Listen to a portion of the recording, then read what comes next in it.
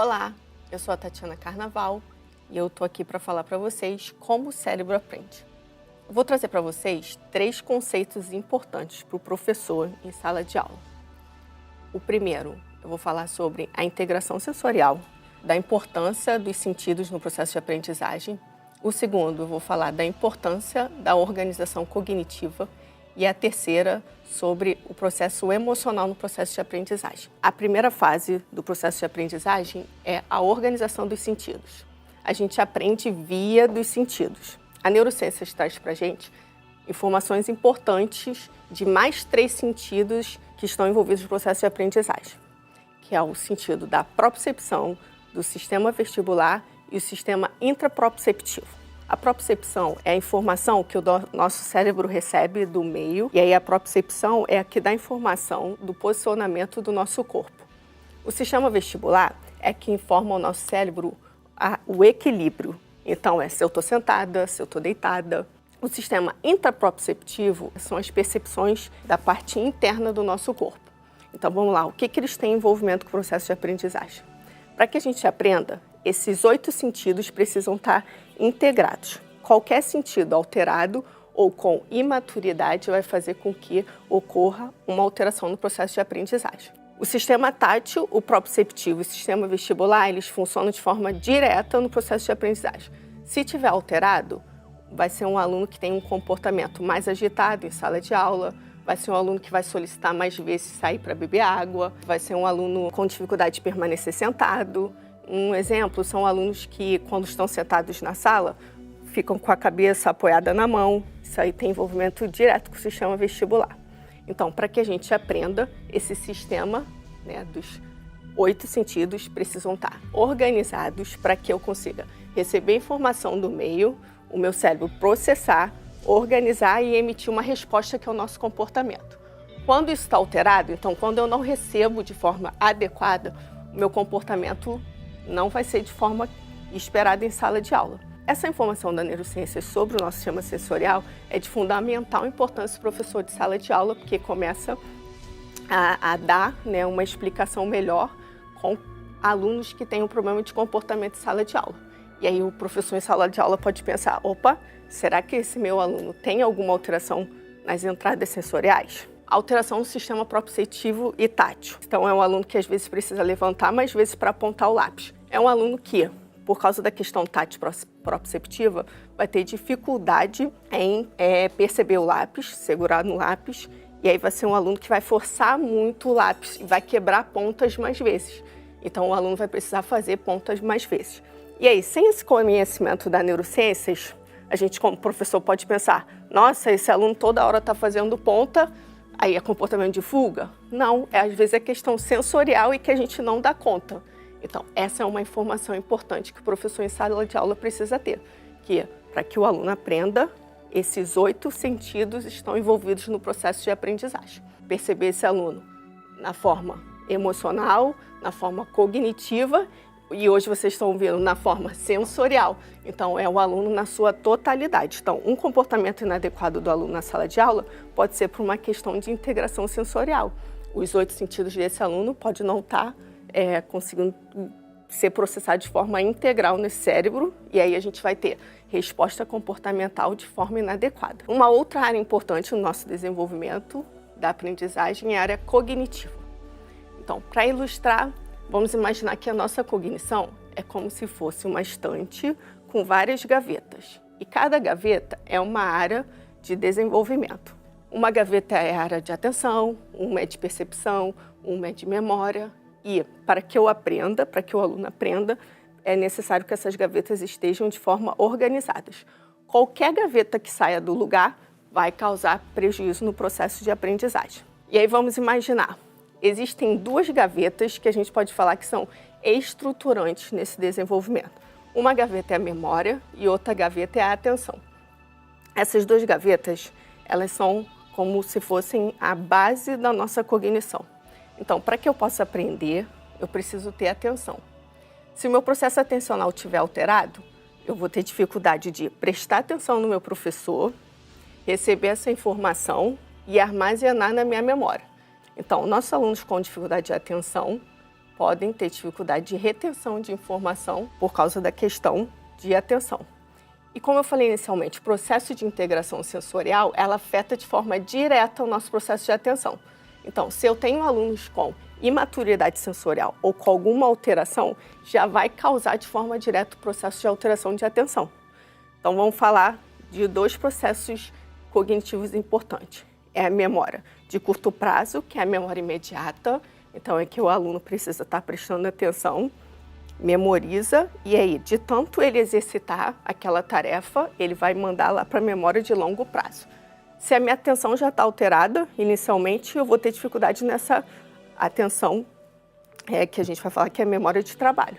E se eu tenho atenção de memória de trabalho alterada, eu não consigo mandar informações para a minha memória de longo prazo. E aí, o que acontece é que eu não consigo armazenar as informações. Então, por isso que é importante, professor, entender sobre a integração sensorial, porque ela afeta de forma direta o processo de aprendizagem, porque afeta meu comportamento, minha atenção e afeta a minha regulação emocional.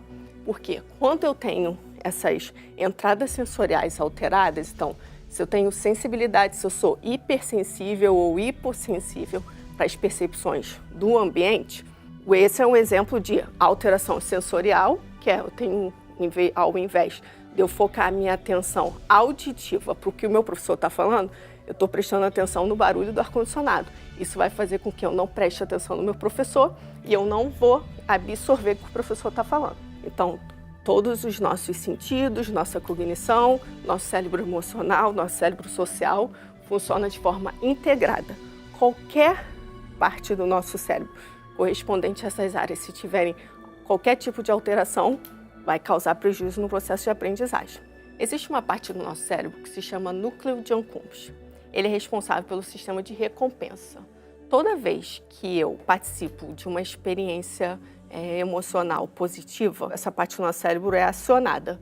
E aí ela é que é responsável pelo registro de memória emocional. E é por isso que a neurociência traz para a gente a importância do professor realizar atividades que possa motivar os alunos. Porque quando a gente motiva esse aluno, a gente aciona essa parte do cérebro desse aluno e esse aluno vai começar a registrar memórias emocionais em relação àquela disciplina, aquele conteúdo, e aí vai armazenar essa informação e com isso vai ser uma aprendizagem prazerosa para esse aluno com uma memória emocional positiva. Então, toda vez que eu tenho acesso a algo que causa prazer, essa parte do cérebro é acionada e fica registrado na memória de forma afetiva e emocional, de forma positiva. Então, um exemplo em sala de aula é simples. Como eu acesso essa memória emocional positiva desse aluno? Como eu faço que ele faça um registro positivo dessa experiência?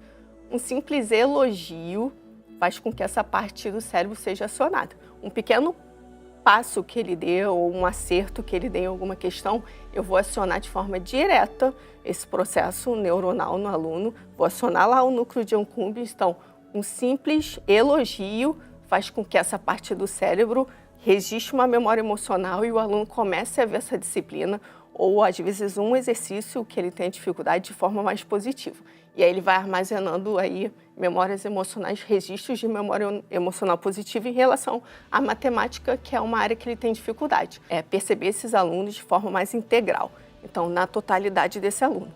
Então, o processo de aprendizagem acontece conectando todas essas áreas neurológicas. E aí eu trago para vocês 3 conteúdos da neurociências que vai ajudar a gente como ferramenta de sala de aula.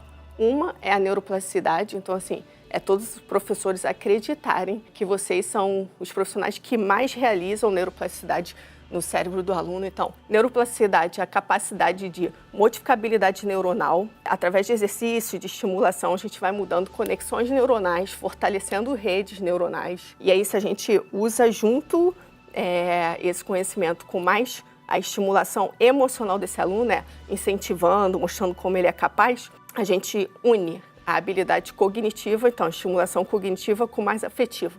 E a memória, quando tem um registro afetivo positivo, fica armazenado lá na nossa memória de longo prazo, um registro muito mais forte. É uma conexão neuronal muito mais forte e resistente.